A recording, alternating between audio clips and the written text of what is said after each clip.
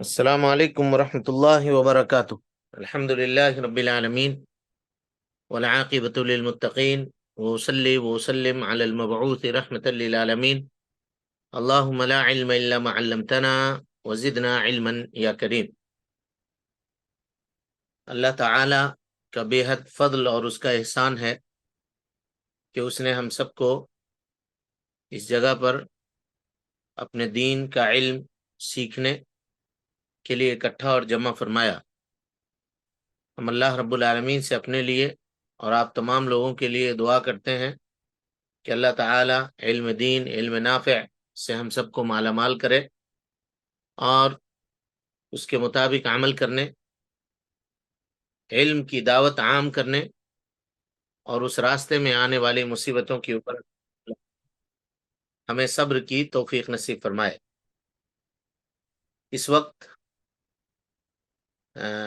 جو گھنٹی ہے وہ بلوغ المرام کی گھنٹی ہے، حدیث کی، اور جس میں انشاءاللہ ہم لوگ کتاب الطہارہ کی احادیث پڑھیں گے۔ کتاب الطہارہ کی احادیث انشاءاللہ اس گھنٹی میں ہم لوگ پڑھیں گے۔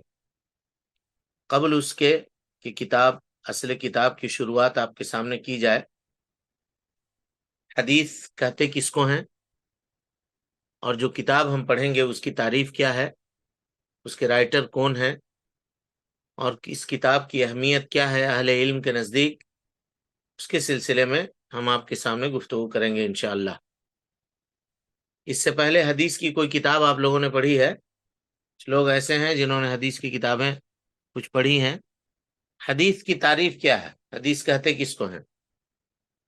لفظ حدیث حا، دال اور ثا سے بنا ہے، حدث، جس کے معنی ہیں ایک شے، کوئی ایک چیز جو پہلے نہیں تھی وہ اب ہے، کوئی چیز جو پہلے نہیں تھی وہ اب ہے، اس کو کہتے ہیں حدث یا حدیث۔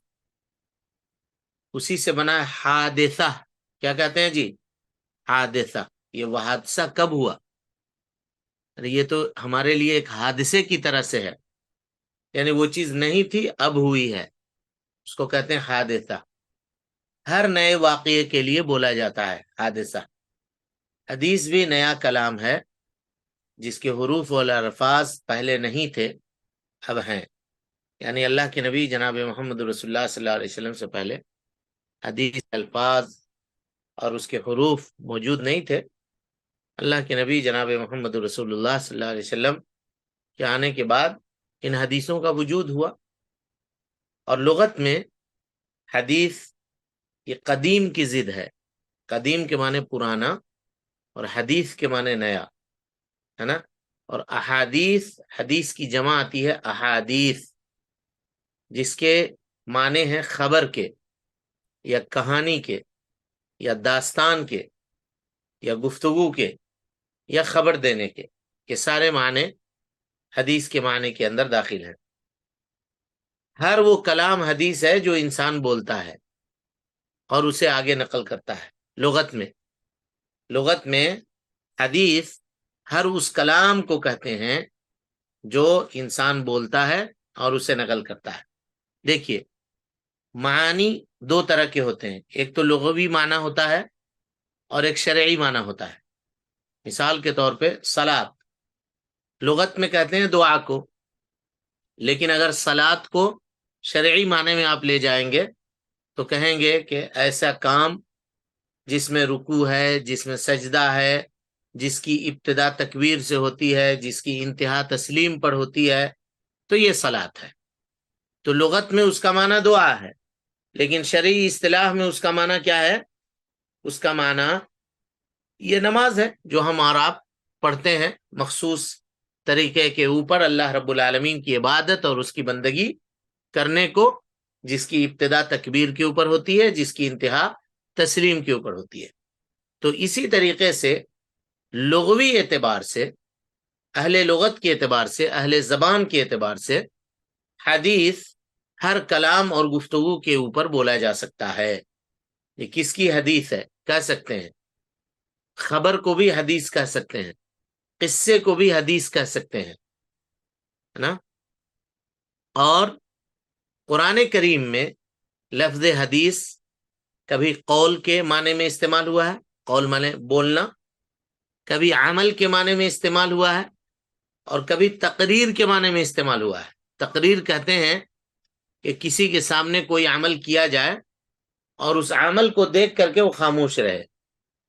تو نبی صلی اللہ علیہ وسلم کے سامنے اگر کسی صحابی نے کوئی عمل کیا یا کوئی بات کہی اور نبی صلی اللہ علیہ وسلم نے اس کو سنا، یا نبی صلی اللہ علیہ وسلم کو کسی چیز کی خبر دی گئی کہ فلاں یوں کہتا ہے، یوں کرتا ہے، وہ سننے کے باوجود آپ صلی اللہ علیہ وسلم خاموش رہے، تو گویا کہ یہ نبی صلی اللہ علیہ وسلم کی تقریر ہوئی، آپ نے اس چیز کو باقی رکھا، کیونکہ اگر وہ چیز غلط ہوتی تو آپ منع کر دیتے، کہتے کہ نہ ایسا نہ کرو، یہ چیز غلط ہے۔ اگر آپ نے منع نہیں کیا تو وہ بھی حدیث کے درجے میں ہے، وہ بھی حدیث کے درجے میں ہے۔ مثال کے طور پہ گوہ جو ہے، جس کو آپ لوگ گھوڑ پڑ کہتے ہیں، نبی صلی اللہ علیہ وسلم کے دسترخوان پہ لایا گیا، تو آپ نے تو کھایا نہیں، لیکن صحابہ نے کھایا تو آپ نے ان سے روکا بھی نہیں، تو اس سے پتہ چلا کہ اس کا کھایا جانا حلال ہے۔ تو قرآن مجید میں لفظ حدیث قول کے لیے، عمل کے لیے، تقریر کے لیے اور انسان کے اخلاق و کردار کے لیے استعمال ہوا ہے۔ ہر ایک کی دلیل دیکھیے، اللہ تعالی اپنے کلام کو حدیث کہتا ہے، یعنی قرآن مجید کو۔ اللہ تعالیٰ فرماتا ہے وَمَنْ أَصْدَقُ مِنَ اللَّهِ حَدِيثًا، اللہ کی بات سے بڑھ کر کے سچی بات کس کی ہو سکتی ہے، یا اللہ کی بات سے بڑھ کر کون سچا ہو سکتا ہے؟ کس کی بات ایسی ہے جو رب العالمین کی بات سے زیادہ درست اور سچی ہو؟ اسی طرح سے اللہ تعالیٰ نے قرآن مجید کو بھی حدیث کا نام دیا۔ اللہ تعالیٰ فرماتا ہے فَبِأَيِّ حَدِيثٍ بَعْدَهُ يُؤْمِنُونَ، سورہ مرسلات کی آیت نمبر 50، کہ اس حدیث کے بعد، یعنی قرآن مجید کے بعد لوگ کس بات کے اوپر ایمان لائیں گے، کس بات کے اوپر ایمان لائیں گے۔ اور اسی طریقے سے محدثین، اسلاف کرام، یہ سب اپنے آپ کو اہل حدیث کہلواتے تھے کہ اس نام کے اندر جامعیت موجود ہے، کہ حدیث قرآن کو بھی کہتے ہیں اور حدیث حدیث کو بھی کہتے ہیں، دونوں چیزوں کو حدیث کہا جا سکتا ہے، اور اللہ نے قرآن مجید کے اندر ویسا استعمال کیا ہے۔ اسی طریقے سے کسی تاریخی واقعے کو بھی حدیث کہا جا سکتا ہے، جیسے کہ قرآن مجید میں بیان کیا ہے اللہ رب العالمین نے کہ وَهَلْ أَتَاكَ حَدِيثُ مُوسَى، کیا آپ کے پاس حضرت موسیٰ علیہ السلام کی خبر پہنچی ہے؟ سوال ہے نبی صلی اللہ علیہ وسلم سے، کیا آپ کے پاس حضرت موسیٰ علیہ السلام کی خبر پہنچی ہے؟ وَهَلْ أَتَاكَ حدیث موسیٰ، یہاں حدیث خبر کے معنی میں ہے۔ عام گفتگو میں بھی یہ لفظ بولا جاتا ہے، جیسے اللہ تعالیٰ کہتا ہے فَأَعْرِضْ عَنْهُمْ حَتَّى يَخُوضُوا فِي حَدِيثٍ غَيْرِهِ، تم ان سے اعراض کرو یہاں تک کہ وہ اس کے علاوہ کسی دوسرے گفتگو میں مصروف ہو جائیں۔ یعنی اگر کوئی آدمی یہ دیکھ رہا ہو کہ کہیں پہ لوگ اسلام کے خلاف، دین کے خلاف باتیں کر رہے ہیں، اسلام کا ٹھٹھا اور مذاق اڑا رہے ہیں، تو اللہ نے کہا کہ تم ان کی مجلسوں میں، ان کی محفلوں میں نہ بیٹھو، ان سے اعراض کرو یہاں تک کہ وہ دوسری گفتگو میں مصروف ہو جائیں، یعنی ان کے گفتگو کا موضوع چینج ہو جائے، تب تم ان کے ساتھ بیٹھ سکتے ہو، بصورت دیگر ان کی گفتگو میں شامل نہیں ہو سکتے ہو۔ تو اس سے یہ پتا چلا کہ حدیث عام گفتگو کے لیے بھی کہا جاتا ہے، حدیث کا لفظ استعمال کیا جا سکتا ہے۔ اب آئیے حدیث کی سمجھ میں آ رہی ہے جی بات لوگوں کو؟ اب حدیث کی اصطلاحی تعریف دیکھیے۔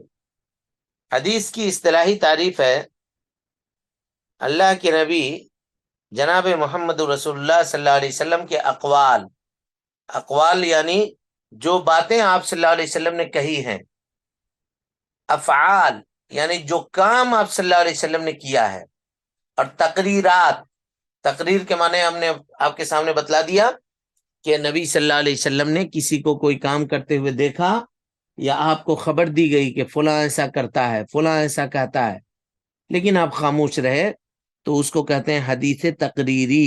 حدیث تقریری. تو نبی صلی اللہ علیہ وسلم کے اقوال، آپ صلی اللہ علیہ وسلم کے افعال اور آپ صلی اللہ علیہ وسلم کے تقریرات کے مجموعے کو حدیث کہا جاتا ہے. حدیث کہا جاتا ہے. اب اگر آپ سے پوچھیں کہ حدیث کی کتنی قسم ہوگی تو کیا کہیے گا؟ کتنی قسم ہوگی جی؟ 2. اور کوئی بتائیے؟ 3. انہوں نے صحیح کہا. جنہوں نے بھی کہا 3 انہوں نے صحیح کہا، کیونکہ ایک کا تعلق قول سے ہوگا تو وہ حدیث قولی، جس کا تعلق فعل سے ہوگا وہ حدیث فعلی، اور جس کا تعلق تقریر سے ہوگا وہ حدیث تقریری. وہ حدیث تقریری. ٹھیک ہے جی. اقوال سے مراد، اقوال سے مراد اللہ کے نبی صلی اللہ علیہ وسلم کی زبان مبارک سے نکلے ہوئے کلمات ہیں. زبان مبارک سے نکلے ہوئے کلمات ہیں. افعال سے مراد آپ صلی اللہ علیہ وسلم کے اعضاء، جسم سے ظاہر ہونے والے اعمال ہیں. ہاتھ سے آپ نے کچھ کیا، کہیں چل کر کے گئے، کسی کو اشارہ کیا، ہاں، یہ ساری چیزیں. اور تقریر سے مراد نبی صلی اللہ علیہ وسلم کے سامنے کسی صحابی نے کچھ کہا یا کچھ کیا، یا آپ کو خبر دی گئی کہ فلاں نے ایسا کیا یا کہا، اور آپ صلی اللہ علیہ وسلم خاموش رہے، تو گویا نبی صلی اللہ علیہ وسلم نے اس کے عمل کی تصدیق فرما دی. تصدیق فرما دی. اسی کنفرمیشن کو، تصدیق کو تقریر کہتے ہیں. اور یہ حدیث تقریری کہلائے گی. کیا کہلائے گی؟ حدیث تقریری. حدیث کا موضوع کیا ہے؟ سبجیکٹ کیا ہے؟ حدیث کا سبجیکٹ کیا ہے؟ کہتے ہیں حدیث کا موضوع اللہ کے نبی جناب محمد رسول اللہ صلی اللہ علیہ وسلم کی ذات گرامی ہے. آپ صلی اللہ علیہ وسلم کی شخصیت ہے، جس میں نزول وحی کے آغاز سے نبی صلی اللہ علیہ وسلم کے آخری وقت تک کی سیرت، آپ کے اخلاق، آپ کی تعلیمی سرکردگی، آپ کی تربیتی سرگرمیوں کا تذکرہ کیا جاتا ہے. سرگرمیوں کا تذکرہ کیا جاتا ہے. یہ حدیث کا موضوع ہے. تو پوچھے حدیث کا موضوع کیا ہے، تو کہیے اللہ کے نبی صلی اللہ علیہ وسلم کی ذات گرامی، جس میں نبی صلی اللہ علیہ وسلم کے پیدائش سے یا نبی بنائے جانے سے لے کر کے، پیدائش نہیں، نبی بنائے جانے سے لے کر کے آپ صلی اللہ علیہ وسلم کے دنیا سے رخصت ہونے تک کے احکام، اس کے احوال، ہاں، اور اس کے حالات، یہ سب بیان کیے جاتے ہیں. صبح اٹھتے تھے تو کیسے اٹھتے تھے، دن کا آغاز آپ کیسے کرتے تھے، کھاتے تھے تو کیسے کھاتے تھے، چلتے تھے تو کیسے چلتے تھے، بات کرتے تھے تو کیا کرتے تھے. یہ ساری چیزیں اس کے اندر ذکر کی جاتی ہیں. چلیں، آج کے لیے اتنا کافی ہے.